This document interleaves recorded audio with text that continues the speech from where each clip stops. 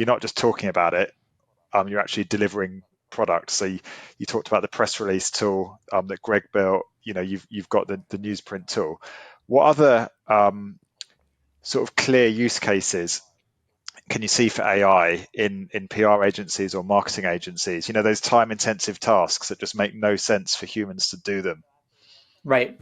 Yeah, no, absolutely. I think there's going to be a lot. I think it's going to be an exciting couple of years. And to be honest, if AI didn't advance at all from today, right, and we just had the capabilities we had, we would still see a lot of change just in terms of the adoption and spread of the existing tech and people actually using it as well as they could. And so I think there's a lot of places where this can be used and should be used. Um, you know, so like Write Release, our press release generator, that's a great example of just like day one AI. That's like, hey, I've got this long thing I got to write, and I want an AI to help me do it. And so, I think a lot of that content generation is going to get turned over to AIs.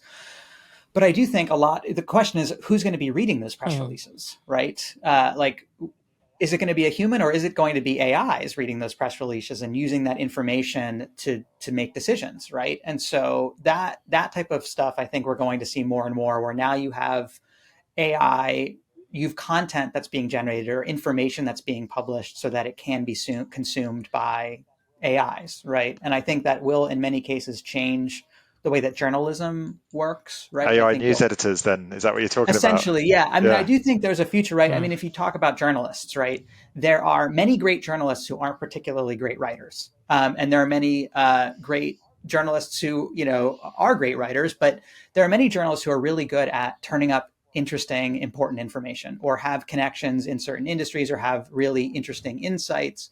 And in many cases, their job is actually just surfacing that is muckraking. It's surfacing that information and making it so that it can see the light of day. And writing the article is somewhat of secondary importance. And I think that we will certainly see that, where you have essentially AI journalists as researchers turning up valuable information and getting that information then really being summarized by AI, or even just being used by AI.